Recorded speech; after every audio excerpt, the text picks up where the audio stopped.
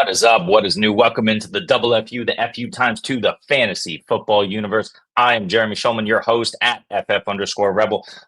We are the fantasy football universe. You can find us everywhere. We are on Twitter. We are on YouTube. We are all over the map, Reddit, TikTok. Please like and subscribe if you like the content. But today we're going to get into our ranking show and talk a little bit about where we have some of these consensus guys ahead of the Thursday night matchup coming up here in a few hours and ahead of your weekend. But first, it's been a crazy week for us. Jesse's out of power, so he's out of the mix. We hope he gets all of his stuff sorted real soon. We got SC and Aaron away. My computer and internet's not working. It's hailing outside. We got some storms over here in Amsterdam, and it is midnight. Who cares? We still ride here at the FFU, and we are going to give you everything you need to get ready for rankings.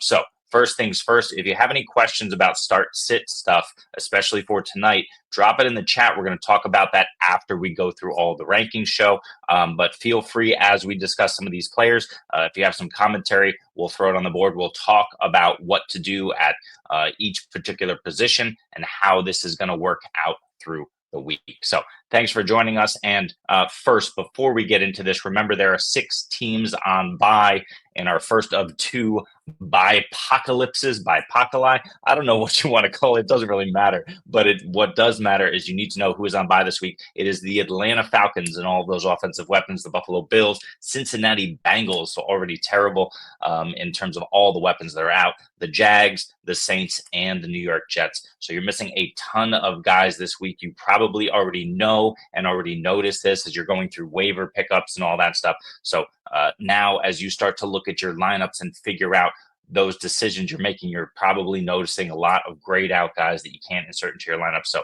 what do you do? Who do you play? That's what we're here to talk about today. So let's go to our wide receivers as my voice continues to fail me. Hopefully we don't have a situation here. Okay. Amon-Ra 1, Terry McLaurin 2, AJ Brown 3, Nico Collins at 4, Justin Jefferson 5, and Cooper Kupp at 6. Justin Jefferson, I've ranked all the way down at wide receiver 9 this week. It's because of what I talked about with, what the Bears do to outside wide receivers. I know Justin Jefferson is going to be moved all around the formation. I know that, it's not really the Bears.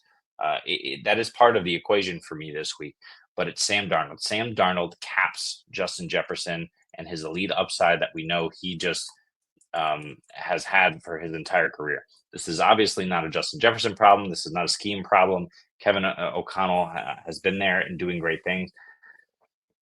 But listen to Justin Jefferson. And by the way, he is the wide receiver 3 on the season, right? And we take nothing away from the extreme talent that is Justin Jefferson. But the last month of play, and keep in mind that the last month includes the Rams, Indianapolis, Jacksonville, and Tennessee against these defenses with suspect offenses to be sure. Received averaged 9 targets a game, averaged it looks like about 6.5 catches a game, averaged close to 100 yards. I'd say if I'm doing some quick math, about 85 to 90, almost 100 yards a game. He averaged over the stretch. And still just finished as the wide receiver 14-9, 33 and 29 over the last 2 weeks against Jacksonville, Tennessee. I get it. If you don't need to score, if you're utilizing Cam Akers and TJ Hawkinson returns as well, that's part of the equation. But also, Sam Darnold just does not throw an elite deep ball. He doesn't even really throw a good deep ball. So that's a concern, a consideration here. So Justin Jefferson for me all the way down at 9 years, our consensus 5. But for me against Chicago, I just think we're not sitting him by any means, but we're tempering expectations. Amon-Ra 1 against Indy, Terry McLaurin all the way at 2 against Dallas. I think he smashes. There was a really, really interesting stat, however, from Rich Hrabar, who is Lord Reeves on Twitter. He wrote that, and this is the problem with Cliff Kingsbury. But let me see if I can pull up this tweet real quick just to give you, figure out where the hell I put it. Give me 5 seconds. 4, 3, Two. No. Oh, starts it. Got it. Okay, here it is. Um, so Josh Norris posted this. He says, amazing stat here from Lord Reeves. Dallas has allowed a 70% catch rate to outside wide receivers, but against wide receivers who line up on the left, they have allowed only 28.5 receiving yards per game, which is wild to think about. A team that inept just has that sort of situation where I guess it's their corner who's locking it down. Let me just pull this up and confirm. Yeah, Bland has been out. It's not Bland, it's Diggs, right? So Diggs is really just locking it down, or the combination of Diggs and it's probably because they were throwing on Kalen Carson, rookie fifth round cornerback who is playing opposite Trayvon Diggs. So I don't know. It's an interesting stat. Deron Bland, I'm not sure about his status. I know he was expected back, but then there was news this week that maybe he will, maybe he won't. So if I can find that, yeah, I don't see it right now, but I did see some news about Bland this week, so something to consider if he's playing. But that's really interesting. Yeah, who do you want to throw against, Travion Diggs or Kalen Carson? So that's an interesting thing there. But here's the thing, and here's the whole point of that stat right there. Terry McLaurin lines up on the left of his formation most of the time. He's in that Cliff Kingsbury system. Cliff Kingsbury does not move his wide receivers around. We see Terry actually lose out on production sometimes because of that fact. If you remember a few years ago, DeAndre Hopkins was running this route bush that was just like a total misuse of such an amazingly talented player. Um, yeah, so Terry's not going to be moved around. Dallas is covering that particular part of the field, that one part of the field, very well. I don't know what the hell to make of it, but we have Terry McLaurin all the way up at two. But something super interesting that we should talk about here. Before I move on and get into more wide receivers, let's talk a little bit more. Should I start George Pickens? I worry about the weather. I hear you. I do not see the weather. Maybe this is something I need to turn on to check out, but I'm streaming, so I'm going to have to do that afterwards. Really judge it. If the wind is under 20 miles an hour and really under 50 miles an hour, I'm not worried. If the snow isn't coming down heavy and isn't expected to, I'm not worried. If the rain, if it turns to rain, is not heavy, I'm not worried. I get it. Maybe with footing. That's something that you're going to have to just tune in and check out a little bit, see how they're running pregame, see what the announcers are talking about.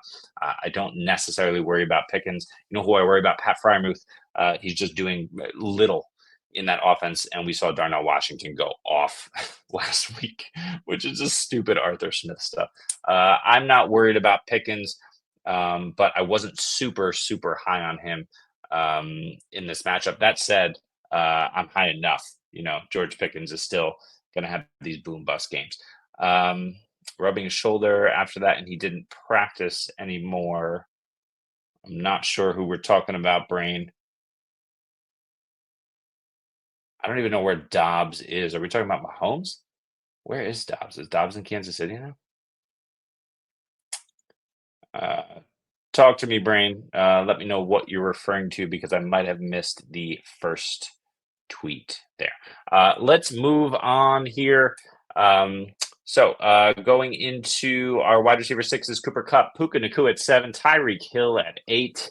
I'm all the way down at 13 this week. It's just so hard to fade this guy. We know he can go off. We know he has the wrist injury. We know, what the hell. It's the Devon Achan show, the elite breakout season. But Tyreek Hill was wide receiver 16 last week against Vegas.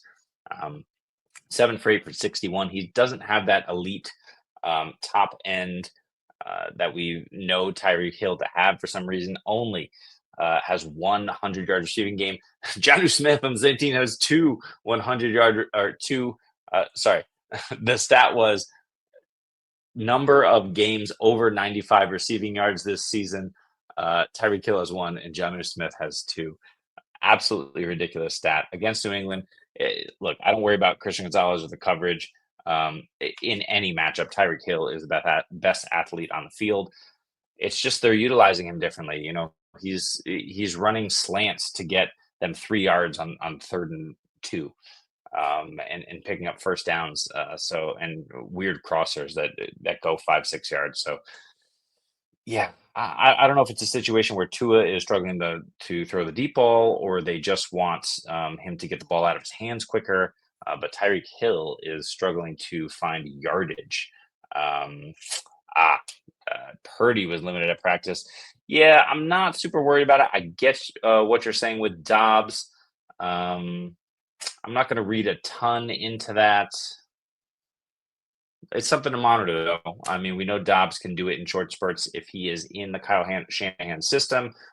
We know that Kyle Shanahan can get it done as well from a scheme standpoint. They have all the weapons. So, yeah, is he a sneaky pickup? Sure. If you have an empty spot or like a nothing on the end of your bench and you want to pick up Dobbs, sure, if you need a QB. But I'm not going to be worried about Brock Purdy just yet. 17 miles an hour, light flurries, 20 degrees. Yeah, this is not something that worries me. Is the deep ball going to be there for Russell Wilson? I don't know. It could be. It wasn't last week, and there was no issue with weather, right? So I think my concern is more Russell Wilson, is more the fact that they're, not has not been playing like an elite quarterback, but they're playing the Browns. So George Pickens can beat man coverage. He can beat zone.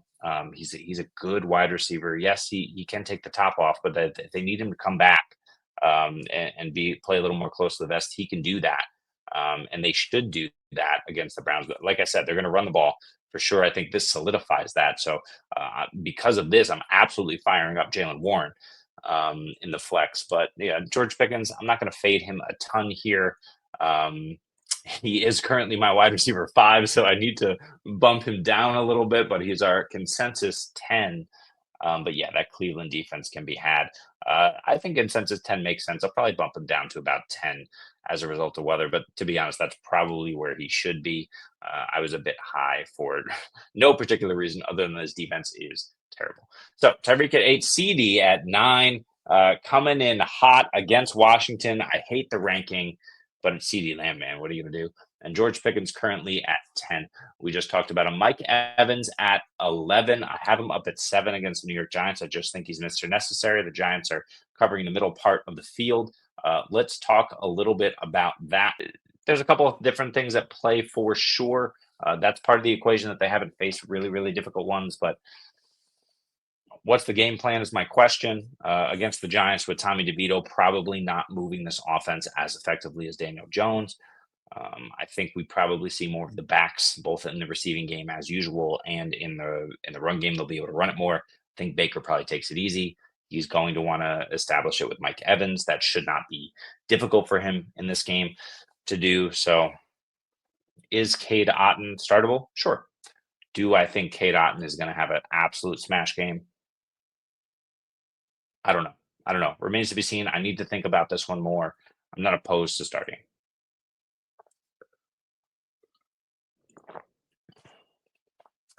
All right. Let's talk more about wide receivers. 12, Lad McConkey at 12 against Baltimore. Holy crap. He's been an absolute revelation for this offense. The play action passing game, the downfield passing game with Justin Herbert, who's been on fire, has looked amazing. And Lad McConkey just continues to get it done. We're pulling him up here. 6.72 and 9 targets over the last month. Hasn't scored a touchdown, but 6 for 123 last week. Had a couple nice ones against Cincinnati, not a good defense. He can absolutely do similar things against Baltimore, so I'm not concerned at him. He's a wide receiver at 12 this week. Cortland Sutton at 13, my guy Sutton. Ultimate buy right now for contender buy. Go get Cortland Sutton. Plays Vegas this week. It's Cortland Sutton and not a ton else in the receiving game. We saw, I think it was Mims. Was it Mims who scored a touchdown last week? I forget if he got it. I think it was a bubble screen, so it was technically a reception, but from the looks of it, it probably should have been classified as a run because I think he threw it backwards. But But yeah, there's not much else. Vele, I know, is getting the volume, but Cortland Sutton is the guy you want. He's a threat to score a touchdown. He's a threat to be the number one target hog as well weekly. Vegas sucks. Yeah, I'm all in on Cortland Sutton this week and going forward. Zay Flowers at 14, bounce back game against the Chargers. We'll see. DK at 15, Malik at 16 against Tampa Bay. I think that has to come down. I have him at 19. We love the talent of Malik Neighbors, but Tommy DeVito, guy, scares me. But yeah, we'll see what happens there. JSN at 17. This just shows you that we have 6 teams on by. I know JSN has been awesome. I'm a huge JSN fan. I have a ton of JSN on my dynasty teams. I made lots of moves for him. Toot, I guess. But the point is that, I think 2 really nice games for JSN. Is he finally more integrated into the offense? I don't know. He's heating up. We'll have to see if he catches fire this week against Arizona. But Arizona has been tougher on the back end. Buda Baker has been amazing. Marvin Harrison at 18 against Seattle. He should light it up. Jawan Jennings at 19. Holy crap. He's playing the X. He's that Brandon Ayuk role. There are letdowns ahead because there's just so many mouths to feed. But Jawan Jennings has looked absolutely amazing when he gets the volume. Devonta Smith at 20 feels too high. He let down last week. They play the Rams. They may need to play catch up, but that defense is so good. I said at the beginning of the season, and Devonta Smith has proved me wrong, but A.J. Brown and Dallas Goedert had both spent time out with injury. But I was worried about Devonta Smith this year because that defense and what they did to solidify the back end. If Philly didn't need to be in shootouts, they also brought in Saquon Barkley. They told us who they wanted to be. And, Saquon is going to get his. I think he's currently the RB1 in all of fantasy. That's if that's true, or RB2, whatever it is. He's not. It's not going to change. That's how they prefer to run their offense. Devonta Smith scares me weekly. He's someone I want to move away from in the flex more often than not. Jamison Williams at 21 takes it to the house weekly. This is a guy I would move off of Devonta Smith for. Go get a plus and get yourself Jamison Williams. He's got the boom weeks. Somehow he does it on limited volume, but this is who he is. He can absolutely take it to the house. He gets Indy this week. SC down on him at 27. I have him all the way at our wide receiver 16 this week. I think JMO just gets it done again. Will it happen every week? No. We've seen the down games. I don't care. I'm playing Jamison Williams and plugging him into the flex all over the place. We're going to move to the top 30, so I'll read them off and then talk about a few more guys and try to wrap this up with tight ends because already this stream is too long. But moving on, Josh Downs at 22 against Detroit. We saw what he's able to do with or without Anthony Richardson. Joe Flacco doesn't matter. Josh Downs is a stud. Did he get 9 targets again last week? Because basically you can lock it in. No, just 5, but he got there. 5 targets, 5 receptions, 84 yards, and a touchdown against the hapless Jets. But yeah, it's targets since week 3. Absolutely crazy. 5, 9, 12, 9, 3, 9, 9, 10, 5. He's heavily targeted most every game. And I think, look, the Colts are going to need to score. Anthony Richardson's going to need to push the ball downfield. Michael Pittman is trending to play this week and come back and be fully healthy. Will that be the case? I don't know. Alec Pierce, we know, is going to be involved. A-Rich will take those shots. It's going to have to. But I think Josh Downs gets absolutely peppered with targets this week against the Detroit Lions, who are going to crush them. Well, also, if you haven't yet already, please like and subscribe. We are the FF Universe. We are posting content daily, and this is just another one of those as some ridiculous storm booms outside. Crazy stuff, but here we are. Anyway, Jacoby Myers at 23 against Denver. I hate it, but they need him. He's a volume hog, especially with 6 teams on bye. DeAndre Hopkins at 24. Didn't look great last week. Plays Carolina, so who cares? Fire him up. Debo 25, Jaden Reed 26, Calvin Ridley 27, Elijah Moore at 28, Quentin Johnson 29 against those Baltimore Ravens, and at 30, it is Jerry Jeudy. 2 of the 3 Cleveland Brown wide receivers are here. I will tell you, Cedric Tillman is also 32. It's a good environment for them. I think what happens here, Pittsburgh runs the ball. They chuck it all, listen, the weather, I get it, but they run the ball, they score. They're certainly going to be in field goal position uh, with those six Boswell field goals from a week ago.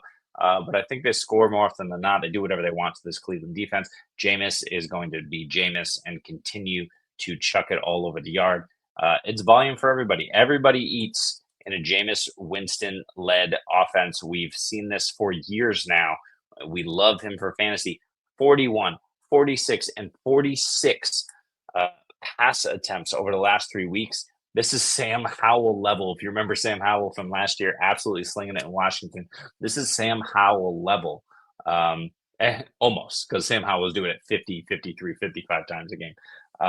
But yeah, they got nothing to lose here. Obviously, Jameis is going to sling it. And so when you're throwing it that much, he's completing 27, 28, and 30 balls a game. Everybody has a chance to get involved. I don't mind firing up any of these wide receivers. The one I'm down furthest on is Tillman because I do not think that Pittsburgh will allow Cleveland to get over the top on them because I expect them to be ahead most of this game. James is still going to throw it. Tillman could come down with some, so I don't mind firing him up. But I'd much prefer a Judy or an Elijah Moore this week. Oh, good Lord. I do want to wrap it up, but we'll keep going here. Roma Dunze is interesting against Minnesota, but that offense remains to be seen. They were making a concerted effort to get DJ Moore the ball in their first week without Shane Fraudron there at offensive coordinator. So yeah, for me, it's a DJ Moore first, Roma Dunze second. I love Rome as a player. I just see what they're doing, and I do not expect both to eat weekly. They did last week, but this week they get Minnesota. Other interesting names here. Christian Watson, are you going to play him against San Francisco after what he did last week? Maybe. Xavier Worthy, I think it's a down game for him at Carolina. They just don't need him. Should they continue to try and get him involved? Yes. But if Pacheco is truly back, DeAndre Hopkins had a down game as a result. You want to get him more integrated. This is a get-right game for Kansas City. Coming off of the loss, I think they want to absolutely pummel Carolina. But, does that mean it's Kelsey gets involved? Does that mean Gray stays involved? It's really tough to figure out what's going on in Kansas City weekly. So Xavier Worthy is kind of a stay away from me this week. I'd much rather play, for example, Christian Watson than Xavier Worthy this week. Any other interesting names? Not really. Wandale, desperation flex. I guess if you have to, we'll see what Tommy DeVito prefers. I would assume closer to the line of scrimmage there. Noah Brown against Dallas is an interesting desperation flex for me. Vele, I think you can flex as well. He's actually probably someone I'm really interested in. And don't forget, Adam Thielen is likely to play if you absolutely need someone who could come in right away and get like 7 targets for you. Adam Thielen might be interesting. Could also find the end zone. I'm not dying on it. Jamie, the Browns fan, we will see, Jamie. We will see what you're able to do. I know you've been down bad. We'll see what you're being able to do this week, this evening against Pittsburgh. Holy crap, that's an hour and 40-minute stream. We're done. We're going to let you go about 30 minutes before kickoff here. This has been the Fantasy Football Universe. We are here live 4 to 5 times a week. We're here Saturday. We do a roundtable with the group, and we talk about Dynasty, redraft, potential trade opportunities. People post questions in the chat. We do a lot of start-sit stuff, and then we also do start-sit 90 minutes before game time. We might move that to 60 now, only because things are slowing down. Fewer people are tuning in because I think people are just getting eliminated from the playoffs at this point. So I think we'll do 60 minutes prior now to the 1 p.m. kickoffs. That's Eastern time on Sundays. We're here at Saturday, usually around 3 p.m. Eastern. If you want to join us, and if you want to, thank you, Stephen. If you want to, continue to join us and get notifications of whenever we go live or post a new video, which we do daily, please like and subscribe on our YouTube. That's what we're trying to grow the most. But we're available on Twitter and X. We're available on TikTok. We're over on Instagram. We've got stuff going on Threads and Blue Sky, and there's another one, Reddit. we're everywhere. So, please find us, engage with us, interact with our content. We appreciate this. We love this stuff. We love talking ball. As you can see, I just did it for an hour, 41 minutes by myself, effectively, but also thanks to your questions. So thank you very much. This has been our Week 12 consensus ranks. I need to stop talking and go do some sort of tea for my throat because I'm done here. But I appreciate you. Good luck tonight. Good luck in Week 12 and your playoff push. And we will see you next time. Listen up closely, let the games begin. Top pick sleepers.